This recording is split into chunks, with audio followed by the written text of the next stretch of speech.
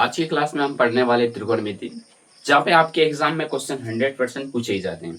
देखो मैंने यहाँ पे क्या लिखा है कि 60 डिग्री के त्रिकोणमिति अनुपात निकाले। आप जानते हो कि हमारे पास जो त्रिकोणमिति अनुपात होता है उसमें हमारे पास 0 डिग्री, 30 डिग्री, 60 डिग्री, 90 डिग्री और एक 45 डिग्री, मतलब इतने सारे मान होते हैं। उन सारे मानों का आप वैल्यू जानते हैं, मतलब ऐसे याद करके रखे हैं तो आप जानते हैं।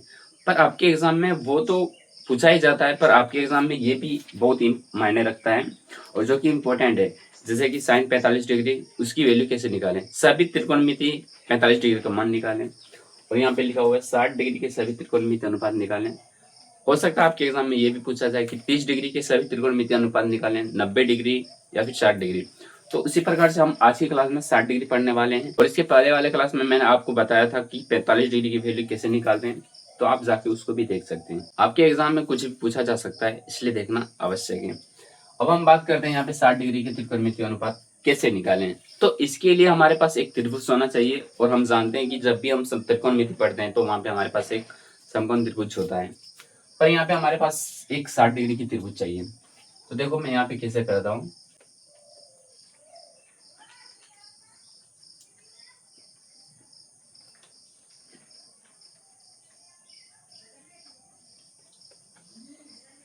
ये त्रिभुज है हमारे पास, यहाँ पे ये ए और यहाँ पे ये बी और ये सी, मैंने नाम दे दिया। अब हमारे पास 60 डिग्री चाहिए। ये जो कोण है, कोण ए, इसकी वैल्यू हमारे पास 60 डिग्री। और यहाँ पे आप अगर देखेंगे तो 60 डिग्री इसकी भी वैल्यू है और इसकी भी वैल्यू 60 डिग्री है हमारे पास। ऐसा इसलिए है क्योंकि आप जानते हो कि हमारे पास जो त्रिभुज का सभी कोणों का योग होता है वो 180 डिग्री के बराबर होता है।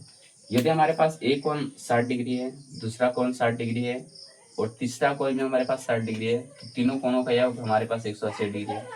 इसीलिए हमारे पास तीनों कोणों का जो मान है वो 60 डिग्री के बराबर है। और हमें यहाँ पे 60 डिग्री चाहिए, इसलिए मजबूरी में हमें 60 डिग्री लेना ही पड़ेगा। अब हम क्या करते हैं कि हमारे पास एक समकोण त्रिभुज होना चाहिए, क्योंकि मैं यहाँ पे त्रिकोणमिति पढ़ रहा हूँ। तो उसके लिए हम यहाँ पे एक लंब खींचते हैं। मैंने यहाँ पे एक लंब खींच दिया। तो अब देखो हमारे पास यहाँ पे जो लंब खींचा गया है वो डी पॉइंट पे और ए सी पे खींचा गया है। मैं अगर आपसे बात करना चाहता हूँ कि ए डी लंब हमारे पास किस पे है, वो है हमारे पास डी और सी पे। अब यहाँ पे आपको कुछ नहीं करना है, सिर्फ देखना है कि हमारे पास क्या वैल्यू लें जो कि हम सभी त्रिकोणमिति के अनुपातों को मान निकाल सकते हैं। तो मैं यहाँ पे मानता हूँ इसको ए, इसकी वैल्यू हम यहाँ पे ए मानते हैं, और इसकी भी वैल्यू हम यहाँ पे ए मानते हैं, इसकी भी वैल्यू हम यहाँ पे ए मानते हैं। क्योंकि हमारे पास यहाँ पे ये एक समबाहु त्रिभुज है। अब आप देखिए हमारे पास ए डी जो लंब खींचा गया है बी सी पे, तो इन दोनों को अलग अलग पार्ट में बांटता है, यानी कि ये भी इसका आधा हो जाएगा। तो यहाँ पे इसकी वैल्यू हो जाएगी a/2 और यहाँ पे भी इसकी वैल्यू a/2 हो जाएगा। और यहाँ पे ये हमारे पास 90 डिग्री निकल गया है। तो अब मैं क्या कर सकता हूँ कि त्रिभुज ए बी डी लेके चलता हूँ। अगर मैं त्रिभुज ए बी डी लेके चलता हूँ, कोण डी जो है वो 90 डिग्री का हो जाएगा, और यहाँ पे कोण ए जो है वो तो दो भागों में बांटा गया है, जो कि यहाँ पे ये 30 डिग्री का होगा और यहाँ पे ये भी 30 डिग्री का होगा। हमें कौन 60 डिग्री चाहिए, तो हमारे पास यहाँ पे कोण बी जो होगा वो 60 डिग्री के बराबर होगा। और यहाँ पे मैं पॉइंट्स एक और लिख देता हूँ कि ए बी की वैल्यू हमारे पास कितना है, ए है। और यहाँ से हमारे पास, अगर मैं त्रिभुज ए बी डी की बात करता हूँ यहाँ से यहाँ तक, तो हमारे पास बी डी की वैल्यू कितनी हो जाएगी, वो हो जाएगा हमारे पास a/2। अब हमें चाहिए ए डी की वैल्यू, तो मैं यहाँ पे लिखता हूँ ए डी की वैल्यू हमें चाहिए। तो उसके लिए हमारे पास एक पाइथागोरस प्रमेय होता है, जो कि हम एक समकोण त्रिभुज में लगाते हैं। तो यहाँ से आप देखिए हमारे पास ए डी की वैल्यू चाहिए। अगर ए डी की वैल्यू चाहिए तो हम यहाँ पे क्या कर सकते हैं, अंडर रूट, ए डी हमारे पास लंब है तो यहाँ से हो जाएगा कर्ण स्क्वायर माइनस आधार स्क्वायर। अब हमें ए डी की वैल्यू चाहिए, तो यहाँ से हो जाएगा हमारे पास कर्ण स्क्वायर माइनस आधार स्क्वायर, बी डी का स्क्वायर। अब हम यहाँ से निकालते हैं, तो ए बी की वैल्यू हमारे पास कितनी है, ए, ये हो जाएगा ए का स्क्वायर माइनस a/2 2 का होल स्क्वायर। यहाँ से अब हम इसे सॉल्व करते हैं, ये हो जाएगा ए स्क्वायर माइनस ए स्क्वायर बटे 4 हो जाएगा। और यहाँ से जब हम इसको माइनस करते हैं तो यहाँ पे ये निकल के आएगा 4a square minus a square by 4।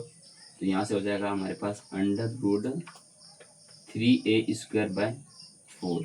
अब आप यहाँ पे देखिए जो a स्क्वायर है हमारे पास वो बाहर निकल जाएगा और यहाँ से बटे 2 बाहर निकल जाएगा। तो ये हो जाएगा अंडर रूट 3 और ये हो जाएगा a बाय 2। तो हमारे पास यहाँ पे ad की वैल्यू निकल के आया √3a बटे 2। अब हमें कुछ नहीं चाहिए, मैंने इसकी पहली वीडियो में जो बताया था कि 45 डिग्री के मान कैसे निकालते हैं, सिर्फ हमें त्रिभुज में ही करना पड़ता है, जो भी करना पड़ता है। उसी प्रकार से मैंने त्रिभुज में सारा वैल्यू निकाल लिया और भुजा भी निकाल ली। अब हमारे पास कुछ नहीं बचा है, सिर्फ हमें त्रिकोणमिति की 60 डिग्री की वैल्यू चाहिए, जो कि हम यहाँ पे निकालते हैं। अब हमारे पास हो जाएगा यहाँ पे सबसे पहले हमारे पास साइन 60 डिग्री होता है, साइन 60 डिग्री। देखो उससे पहले मैं एक चीज़ बताना चाहता हूँ जो हमारे पास इंपॉर्टेंट होता है, और मैंने ये भी चीज़ें आपको बता रखा है जो कि आप जाके देख सकते हैं। तो हमारे पास यहाँ पे हो जाएगा सबसे पहले साइन थीटा कोस थीटा और एक टेन थीटा। तो यहाँ पे होता है P बटे H और ये होता है B बटे H और यहाँ से हमारे पास हो जाएगा P बटे B। इसे हम बोलते हैं पंडित बद्री प्रसाद हरि हरि बोल। अब यहाँ से अगर ये होता है तो इसका उल्टा हमारे पास हो जाएगा यहाँ पे कॉट थीटा और ये हो जाएगा सेक थीटा और यहाँ पे ये हो जाएगा कोसेक थीटा। अगर मैं बात करता हूँ तो यहाँ पे ये अगर P बटे B है तो टेन थीटा का P बटे B, तो हमारे पास कॉट थीटा का ये जस्ट उल्टा हो जाएगा यानी कि B बटे P हो जाएगा। फिर हमारे पास B बटे H कोस थीटा, तो सेक थीटा के लिए हमारे पास H बटे B हो जाएगा। और साइन थीटा के लिए हमारे पास P बटे H है, तो कोसेक थीटा के लिए हमारे पास जस्ट उल्टा यानी कि H बटे P हो जाएगा। अब हम इसी फॉर्मूला का यूज करके हम यहाँ पे 60 डिग्री की वैल्यू निकालें। तो साइन 60 डिग्री चाहिए हमारे पास। अब साइन 60 डिग्री के लिए आपको पता है कि हमारे पास क्या होता है P बटे H। P का मतलब होता है हमारे पास लंब और यहाँ पे H का मतलब होता है कर्ण। तो आप इस त्रिभुज में देखिए ABD में, तो ABD में हमारे पास क्या है, A और B तो कर्ण है और हमारे पास A और D लंब है। तो यहाँ से मैं लिख सकता हूँ AD बटे AB। और AD की वैल्यू हमारे पास कितनी है, AD की वैल्यू मैंने अभी निकाला √3a/2 और AB की वैल्यू हमारे पास A है, तो यहाँ नीचे गुना हो जाएगा A।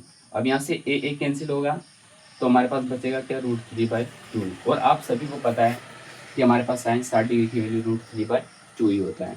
अब उसी प्रकार से यहाँ पे हम cos 60 डिग्री निकालते हैं, cos 60 डिग्री। तो cos 60 डिग्री के लिए हमारे पास होता है आधार बटे कर्ण। अब उस प्रकार से आधार की वैल्यू क्या है, ABD में आपको देखना है। तो ABD में जब आप देखेंगे तो BD हमारे पास आधार है, B और D आधार है और हमारे पास AB कर्ण है, A और B कर्ण है। अब BD की वैल्यू हमारे पास A/2 है और यहाँ से AB की वैल्यू हमारे पास A है, ये गुना A हो जाएगा नीचे। A से A कैंसिल, बचेगा क्या 1/2। और आप सभी को पता है कि cos 60 डिग्री की वैल्यू 1/2 ही होती है। बाकी यहाँ तक क्लियर है। अब हमारे पास tan चाहिए, तो tan 60 डिग्री चाहिए। तो tan 60 डिग्री के लिए हमारे पास क्या होता है, आप यहाँ पे देखिए P बटे B यानी कि लंब बटे आधार, और लंब यहाँ से क्या हो जाएगा हमारे पास, हो जाएगा AD बटे, और हमारे पास आधार हो जाएगा BD। तो यहाँ से AD की वैल्यू हमारे पास √3a/2 निकल के आया है और BD की वैल्यू A/2 यानी कि हमारे पास यहाँ पे हो जाएगा ऊपर में गुना 2 हो जाएगा और नीचे में A हो जाएगा। तो यहाँ से A कैंसिल और यहाँ से हमारे पास 2 और 2 कैंसिल, बचेगा √3। और आप सभी को पता है कि tan 60 डिग्री की वैल्यू √3 ही होती है। अब हम चलते हैं यहाँ पे cot 60 डिग्री।